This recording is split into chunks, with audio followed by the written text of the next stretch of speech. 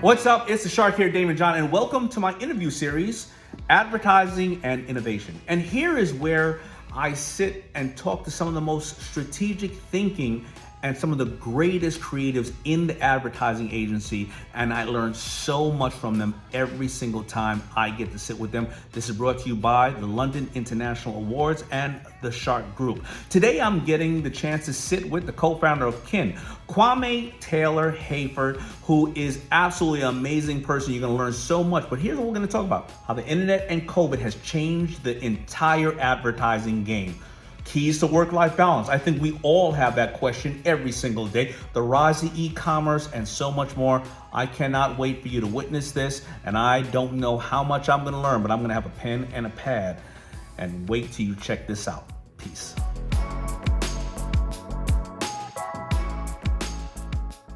Daymond, I'm doing well. It's a pleasure to talk to you.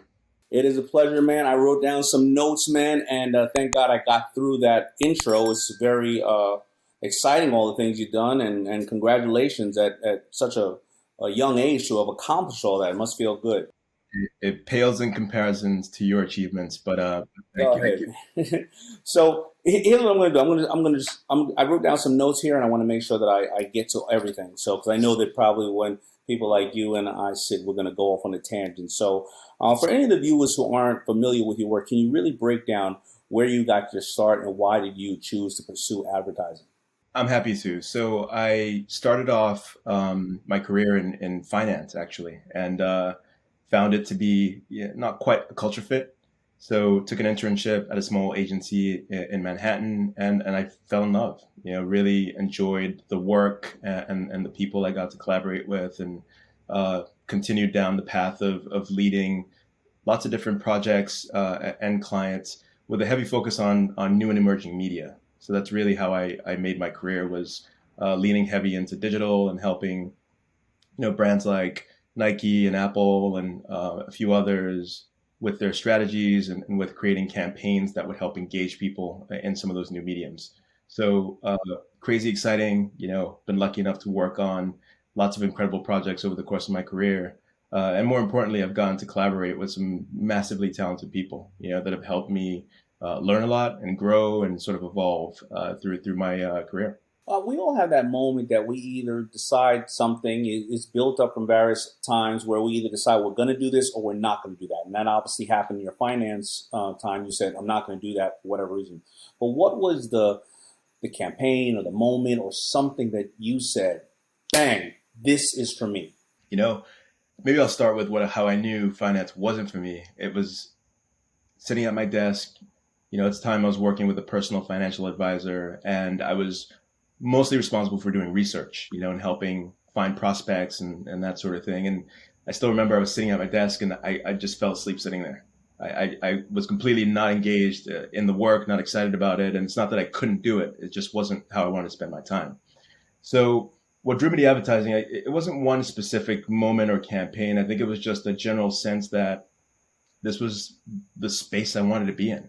I really enjoyed that all the things I was doing outside of the office made me better at the office. Being invested in art and culture and music and film, those are all great influences that helped me be a better collaborator and also a better sort of reference point, I guess, for a lot of the projects I was working on. So it was almost like I wasn't at work, doing the projects I was doing in advertising. So that to me felt like home.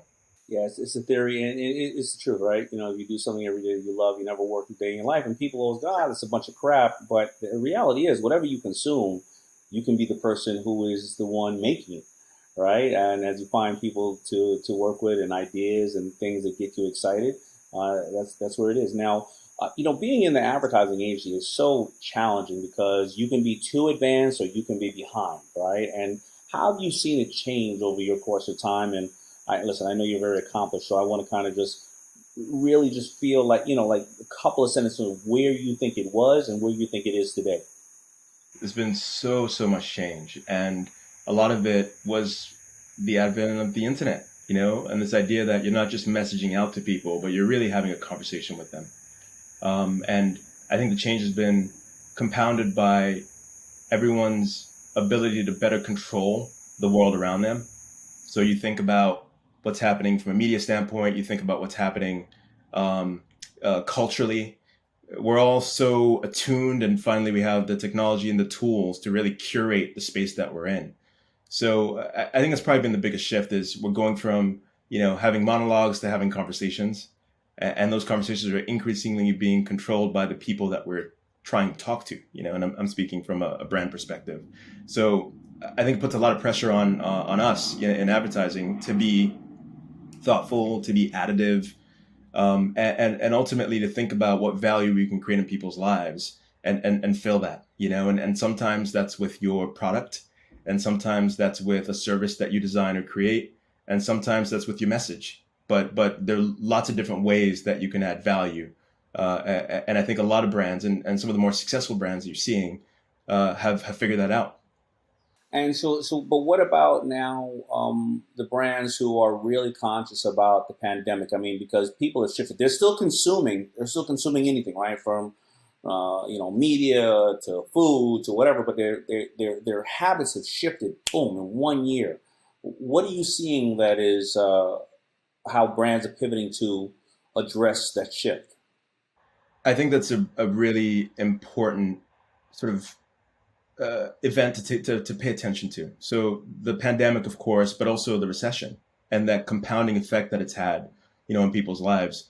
I think if you were a brand who was mostly selling in a mediated context, you were selling to, a big wholesaler, or you were selling through sort of retail channels, the pandemic and the recession probably put a lot of pressure on you to figure out what you're doing direct to consumer and think about how you're adding value way beyond your product.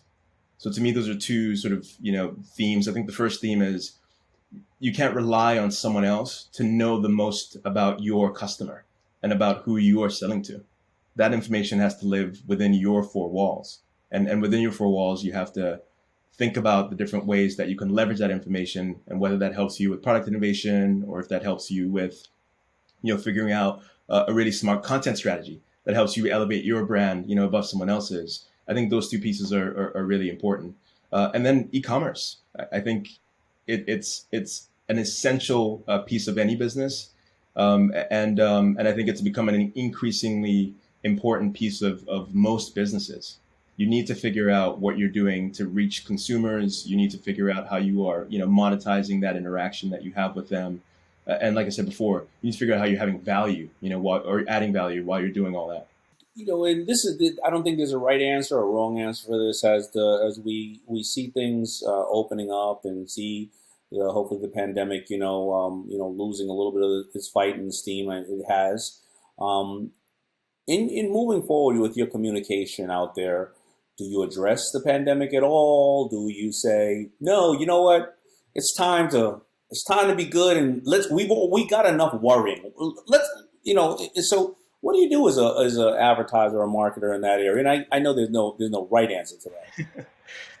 I think people are over in these troubling times and seeing these films with a bunch of stock footage of people being sort of somber.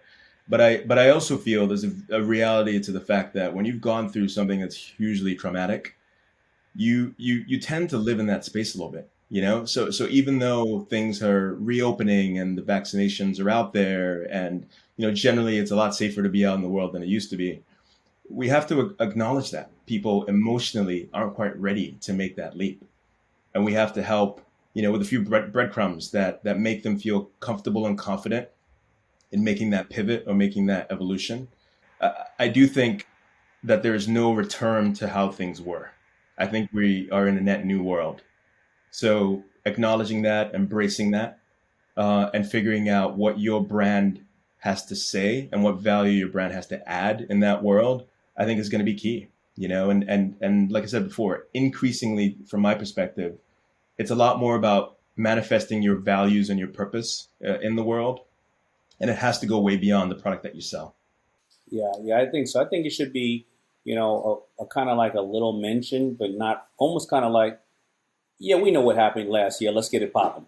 You know what I mean? It's kind of thing, and we're gonna get it popping with you. You know what I mean? So I think that you definitely have to touch on it a little bit. But I think what we do have to think about now, and the number one question I get, and I'm glad that I can ask you this question, is work-life balance. Work-life balance has meant a whole new thing to people because they either had a lot of work and they were stuck in a little apartment and they had work-life balance, but it was so they didn't have it because it was so blended, right? It was the kids at home or whatever the case is, or I can't go out and just blow off some steam with some people. Or it's been to the extreme. So as a creative, now I don't know how do you have work-life balance there because you're getting inspired from so many different things, but yet you're trying to be in the moment, but you got to write this thing down. Or are there any tips that you can give to fellow creatives and fellow people in the world that their brain is just on all the time?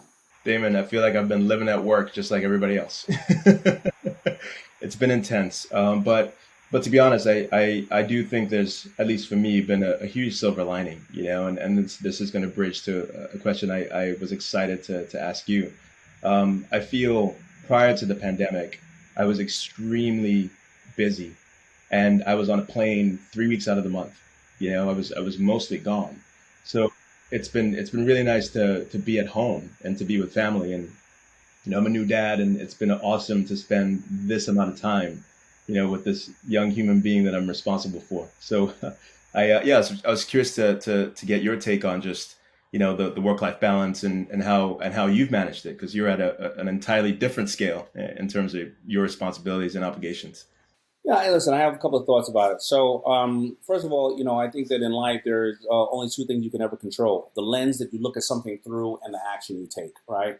So as long as you look at the work-life balance, like, there will never be a form of work-life balance, because you can have a great job, but then you have a miserable life because I lost my first marriage because I was so busy at the job. Or you can have an amazing life and no job. And trust me, the life is not going to be that amazing after a while, because at the end of the day, you got to pay the bills, right? So I think that's it. And I got to tell you, my wife said to me, I have a brand new stalker who found my information online, because it's out there. Anything's out there. Now, I'm not doing that well this year because I only have one stalker. I like to keep it around 5. 5 is my, where I'm supposed to be at.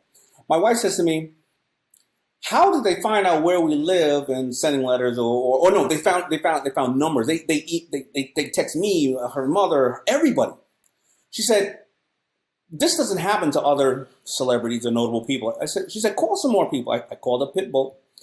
I called up Catherine Zeta-Jones. I called up Mark Cuban. They said, what are you talking about? It happens to me all the time. And so I wanted to say to my wife, this kind of goes back to work-life balance thing.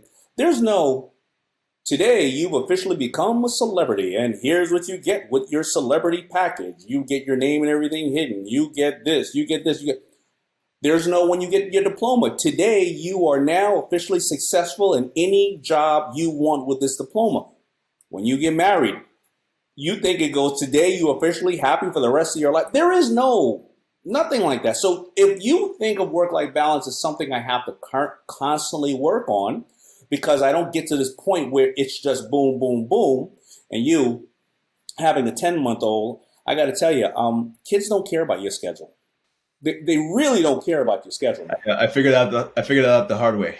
Yeah. So work-life balance is really trying to. I found that the couple of tips that I can give you is, number one, end of the night, if you can, write down every single thing and just dump your brain onto. I don't care if it's your phone, if it's whatever, because you don't want that consuming you during the night when you're sleeping, and then eating at you in the morning and overtaking your time with your family, yourself, your spiritual place that you want to be. That is extremely important. Also, steal away as many times you can. An hour, half an hour, 2 hours, 10 hours, whatever the case is. As you said, you were on a plane 3 weeks out of the month, so was I. But if I'm someplace, I'm going to steal away an hour to walk on the beach. I'm going to be in Rome or someplace, and I'm going to have my shorts pulled up to here with a camera with mad buttons on. You're talking about I love Rome, right? Be a tourist for an hour, 2 hours. It adds up to a lot of times that you reflect over those things, then more of the problem. So that's the little things that have worked for me, and everybody else has a different way of dealing with those things. Love that. Thank you. Those, pearls of wisdom. Do you have a structure to your day? That is there a template that you follow, or you try to just organically let things happen? I do, and I feel so bad for my staff if they're watching me as we record this because they've heard this a million times, but I love to share it and they will hear it 10 million times. So I have 10 goals that I read every single night before I go to bed and every single morning when I wake up. Now, but the first time I've read about doing this goal setting was in Napoleon Hill's Think and Grow Rich when I was 16 years old. And the reason why I do this is because if you're not in charge of the goals you set for yourself, then you let society, you let other people set goals for you. Oh, you need to get a better job. You need a bigger car. You can never do that. You're this color or this gender or this age. You know what I mean? And you let them overtake your mind. Remember, the subconscious mind cannot filter out what is true or false. So those 10 goals that I read every night before I go to bed, 6 of them expire in 6 months, right? And the other 4 expire in 2 years, 5 years, 10 years, and 20 years. The 6 that expire in 6 months, I never hit them because I set them so big. But I'll get this close to it, if it was business or spirit, whatever, time with my family, and then I'll reset it. But the most important part about reading before I go to bed is because I want it to be the last thing I think about. Instead of thinking about all those problems you wrote down or those maybe whatever, I wanted that to be, because now I'm prioritizing what I want in life instead of what my boss wants in life or what the customer's supposed to want. Like, great for them, but I'm going to spend most of my time talking about them later on, obviously, right? And when I'm awake. And then I read them the same things I read when I get up in the morning. Same goals, because I want it to be one of the first actions I take. But the most important part of the goals are why. Why are you doing it? You know, if you're sitting there writing that you're going to get to this position at your company, why? Do you want to command people? Do you want to have resources in your life for your family to have great medicine, great education? Is it your ego because your father told you would never be somebody? Or maybe you're creating true change in the community like the organization that you have. So you have to know the why, because if you don't know the why, you will not feel fulfilled when you get there. Maybe hence going and learning finance and getting somewhere going, why did I do this? You know, so those are the things that I do, and it served me quite well. I think I'm going to be following your footsteps. All right. So I got some more stuff here because we got so many creatives watching us here. So let's talk about the rise of e-commerce, DTC businesses, and how it affected brands. I know you touched on it a little bit. First of all, I can't even believe, are there some brands who don't value social media still, or don't understand the impact of value of them? You know, I think everyone's, for the most part, on the page of this is where millennials and Gen Z are choosing to spend their time. So this is where we need to be. Now, whether they're using those channels and using those levers in the most impactful or effective way is another question. And then the other thing is, it's so dynamic.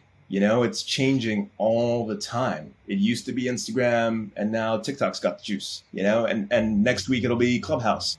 I feel like you have to be comfortable with being uncomfortable, and you have to be willing to experiment and try and fail again, you know, and then fail harder. I think the idea that you're taking this, you know, iterative approach to exploring some of these new spaces and, you know, placing a few bets, expecting most of them to not work, but hopefully one or two to catch fire. That's the mindset that I you know, focus on instilling in a lot of the projects that we work on for some of our different clients that we service. I think it's so essential. You know, you're never going to be perfect because the landscape is moving so fast. But if you don't get on board, you're going to miss the boat. You're right, because if you don't understand the fundamentals of it, this is not going anywhere. And the kid who was on TikTok, and there's plenty of adults on it, but the kid who's on TikTok who's 12 and 15, they're going to be consumers, and they're already consumers, but they're going to be the person with the credit card at 22 and 25. And whatever the new platforms are, if you start to understand the fundamentals of all the platforms, then you'll be able to grow as the platforms are out there. But I got to tell you, the engagement is critical too, because we often talk about how a lot of the most profitable products in companies and corporations started off of customer complaints. Now, I'll give you an example. A young lady just came on the Shark Tank, and she had we did the investment, I did it. It's called Lit Handles, and it holds a bottle into like a koozie, and you can walk with it with a handle, right? I'm a big fan of the show. I saw that episode. Yep. So I do the deal with her. Unbeknownst to me, she had one product that was Blue Lives Matter. Okay. So now, of course, in this current environment, she gets a lot of stuff by,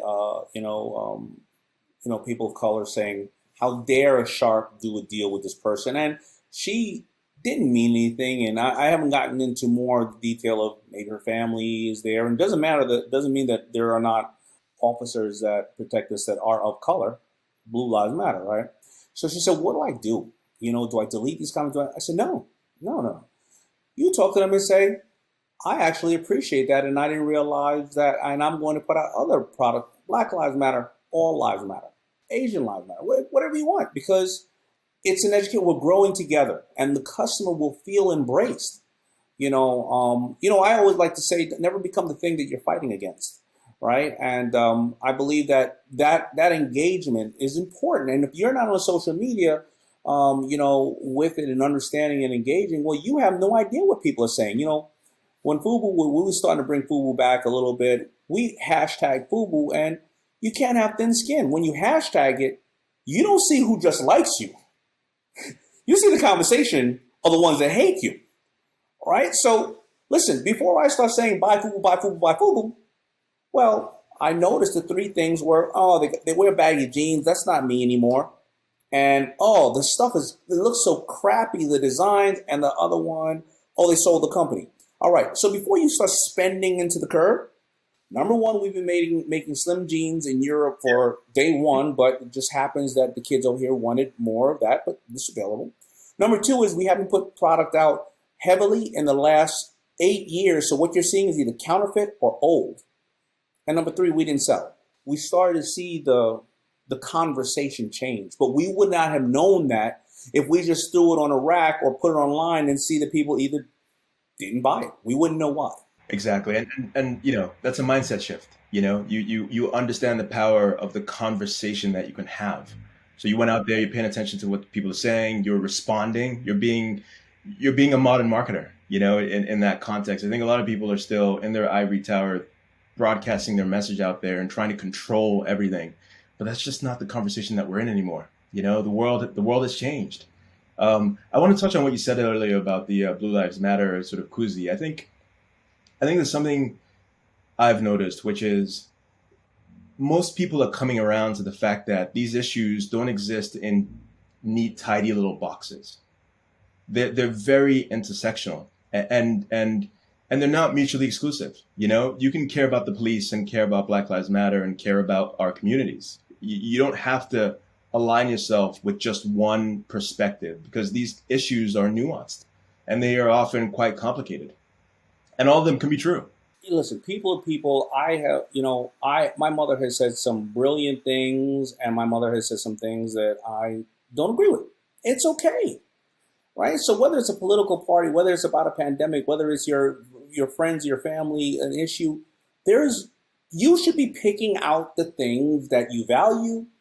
And of course, you should be saying, hey, I don't think that's correct. But I don't know why people need to be one way or another. We're complex individuals. There's some people I really love in this world. They've done some great things, but you know what? Yeah. They've done some things that I'm not proud of. I think we all know so many people like that, and to me, the opportunity we have with the current culture and context is to, as authentically as we can, represent ourselves and create the space where we can have a conversation.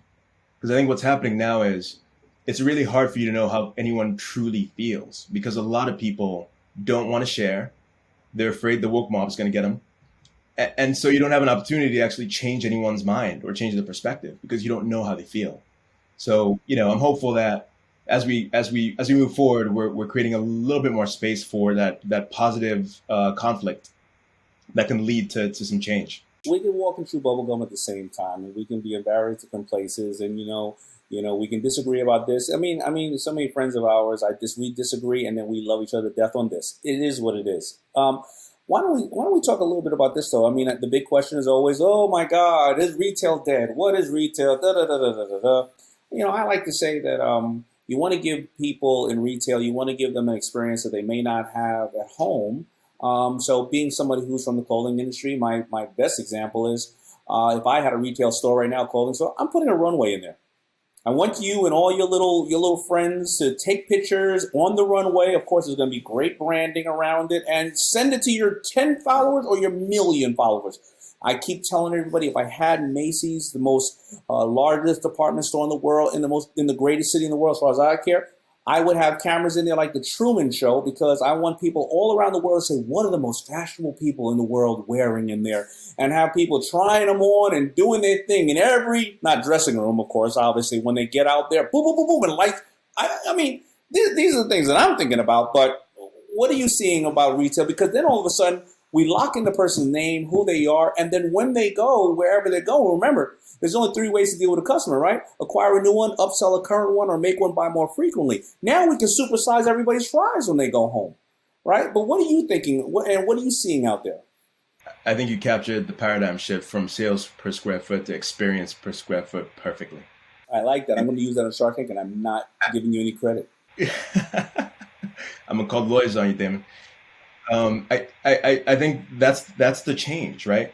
And I always, I get very concerned when people say, "Oh, retail's dead," TV's dead. I just think everything evolves. When TV came in, radio took a bit of a step back, but it made room. When the internet came in, TV took a bit of a step back, but they all still exist. And how you pull those levers, that's what changes.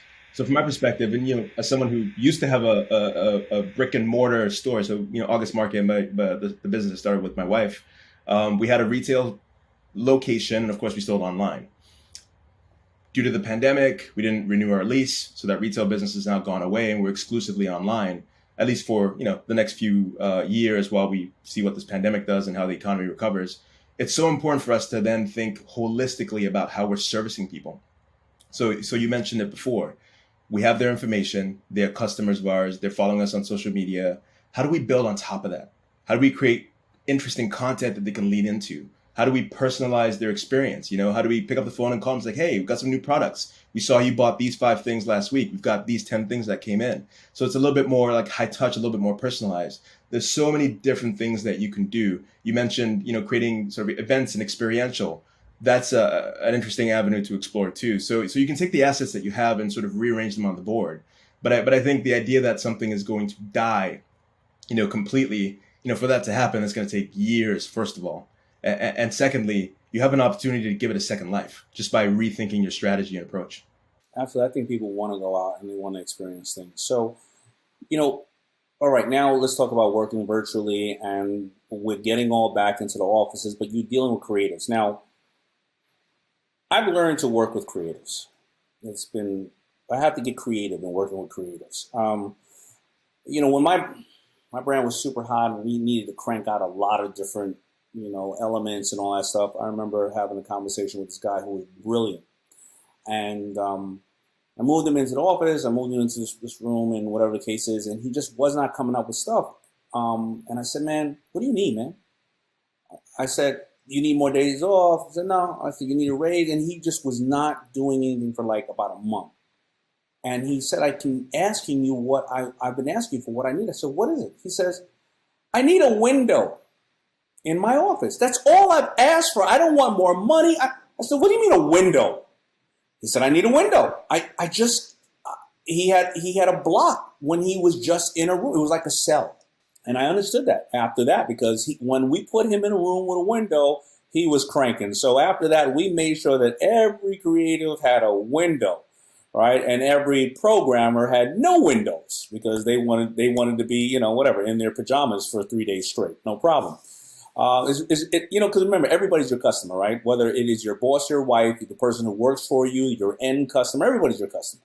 So what do you do today where you can get a lot of productivity in the office, but you also know if somebody's working half out of the office, maybe they're in the park, maybe they're in Jamaica, I don't know where they are, right? But they're cranking.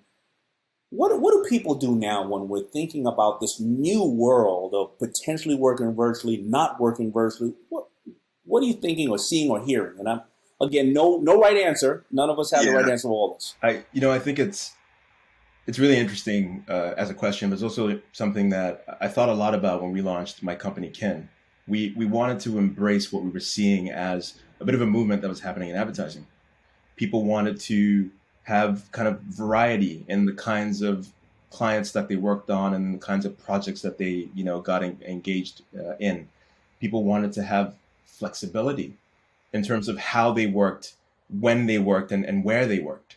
And we also thought a lot about how we could using technology, because these tools are now available to all of us. We're on video chat, we're on text. All you need is the internet and a computer, and you can be basically anywhere. So we started to build, a bit of a process that allows for us to, have teams, and we currently have collaborators that we work with who are based in Berlin and in Monterrey, Mexico, and in Portland. I'm here in Brooklyn, my co-founder's in LA.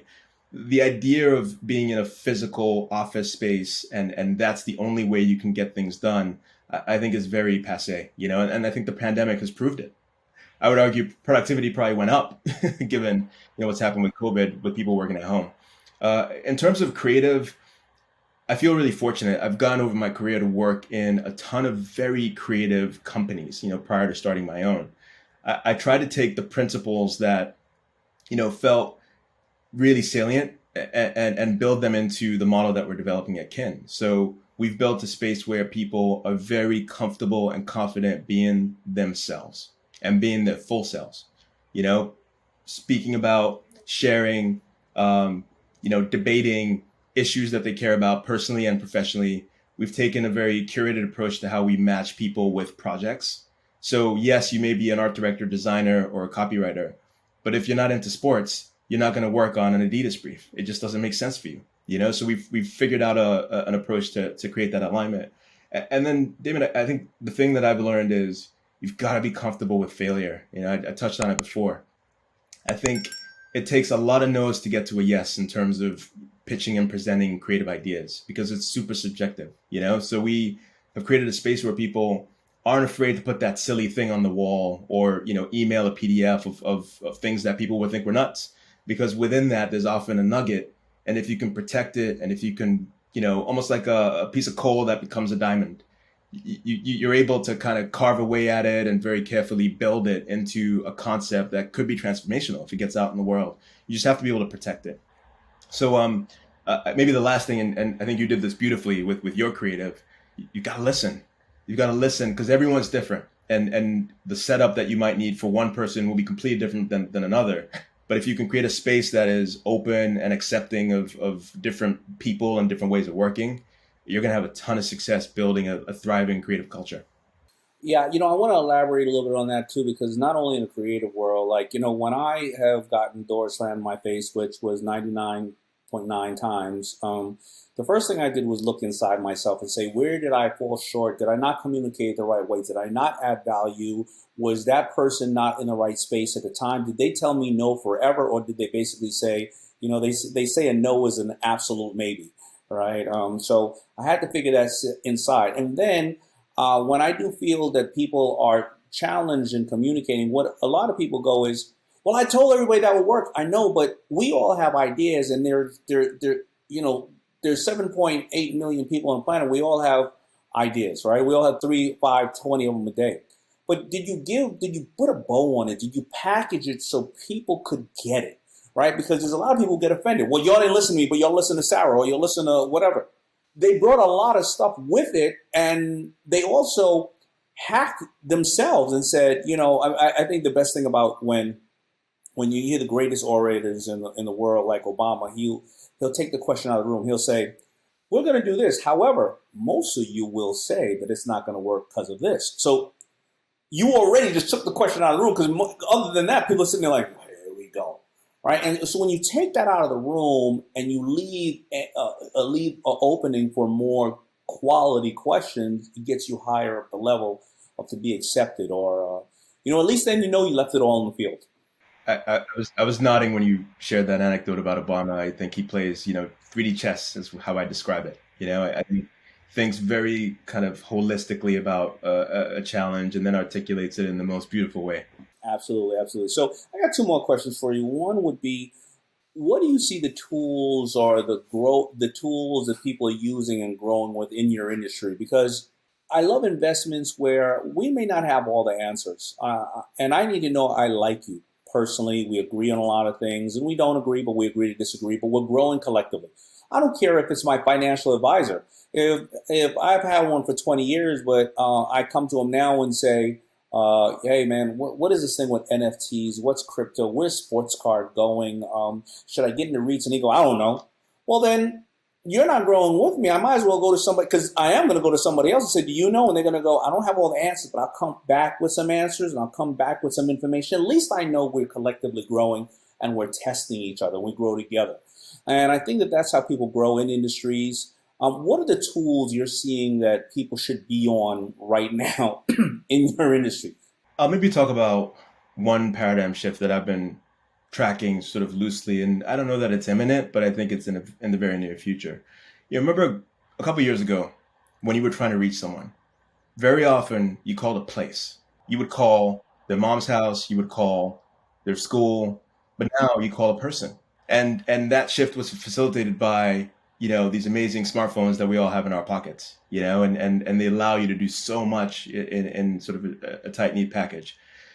We've gotten very used to working in sort of a screen-based context, so you're tapping on a screen. We're on computers right now. I think what's happening is there's going to be a shift to a context where you're using more of your voice.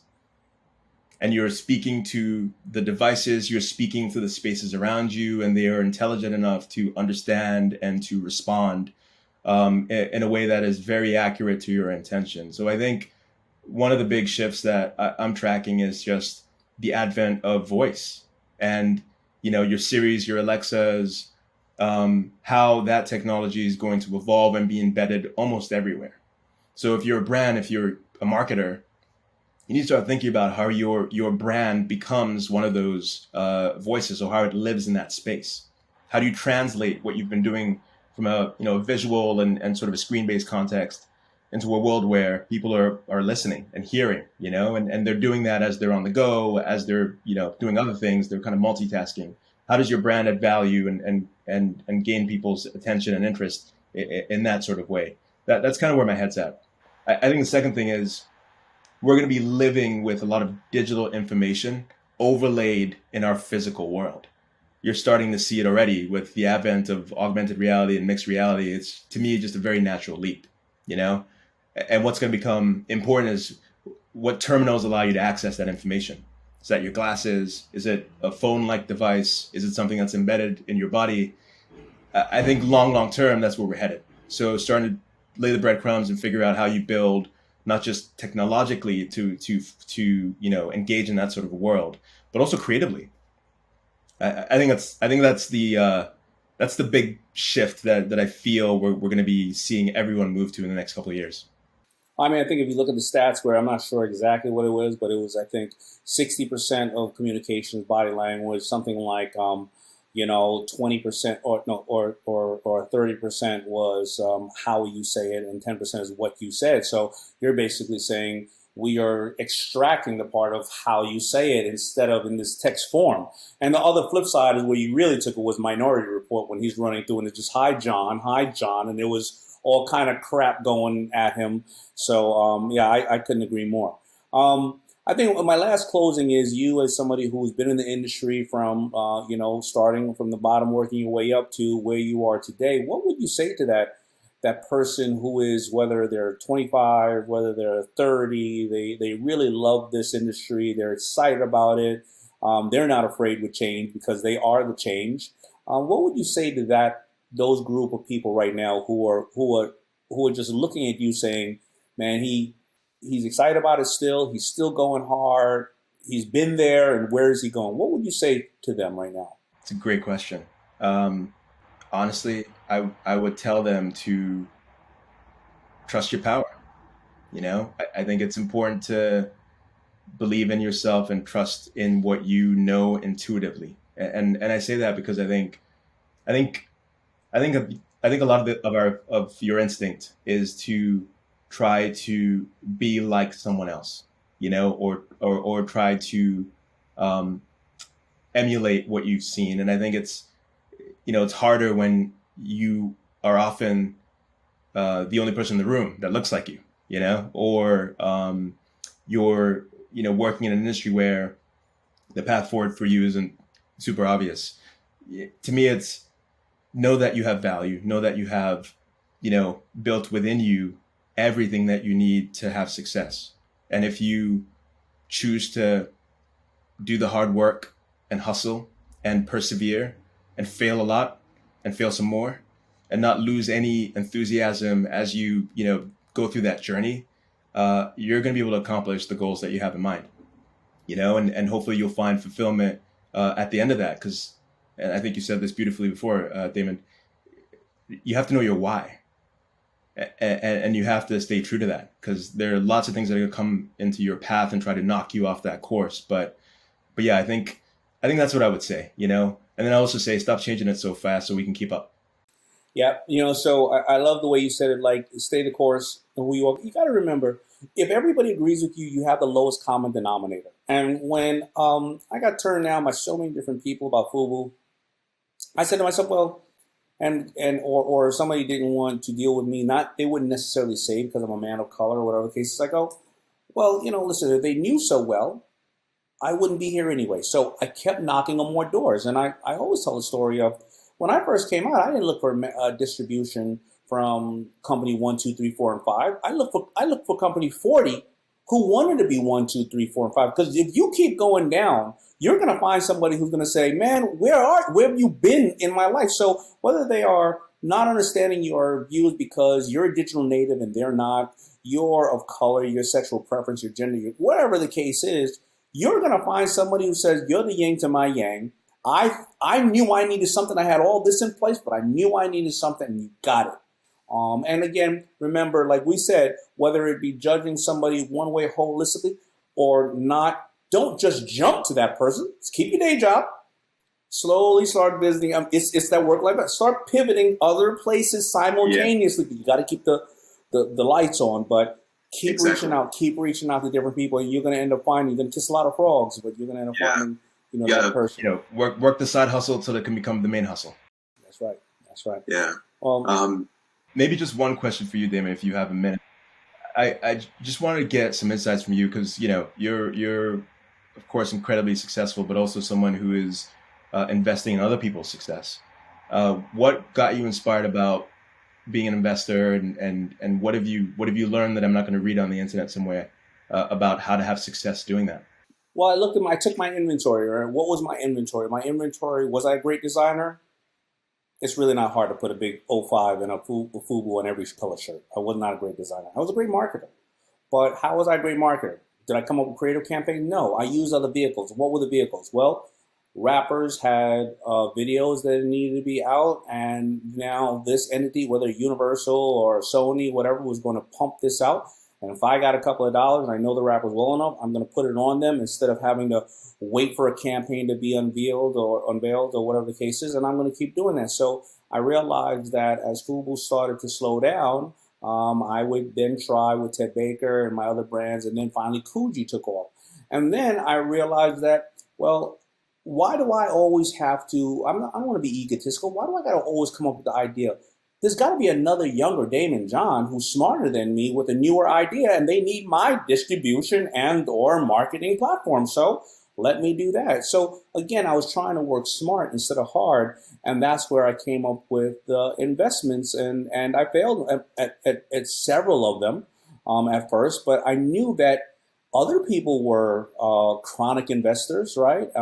So why couldn't it be me? So again, every time I look and somebody says it can't be done, I go, well, these people did it. It's not easy. I get it. What do I need to equip myself with to make me better at that? So, even till today, I brag about taking this 28-hour digital marketing course. And honestly, in 3 months, I've only done 3 hours of it, but I'm acting like I know it all. Now, I own digital marketing agencies, but I still got to keep educating myself, because how do I know if my CEO is going to translate something the right way to me? Because, like you said, a lot of things are subjective, right? So I want to at least know that I have a little bit of insight on it. Yeah. I'm a big fan of being a practitioner, and again, I have worked in roles where I've had, big title, big responsibility, big team, but I missed being in the work and in the day to day, you know? And I think for me, that's the beauty of where I'm at now is the company is intimate. I'm super high touch. And I enjoy that, you know, I enjoy knowing what I'm talking about and having been through it, and I know how to do it. So it's easy for me to then direct someone else or lead them as they're, you know, finding their way, making things happen. Well, thank you, brother. And so much knowledge here, and I know that you're going to inspire people as they try, as we all try to figure out things out. And thank you for being actually the first on my advertising and innovation interview series with London International Awards. And man, congratulations on that new beautiful package of joy. No matter how hard you work, that is going to be your biggest accomplishment, or maybe one of your biggest, because you may have more on the way. And congratulations on everything. And thank you for spending time with me. Thank you for making the time. Absolute pleasure. And I'm going to keep watching Shark Tank and watching you do your thing. My man. Thanks. Thank you.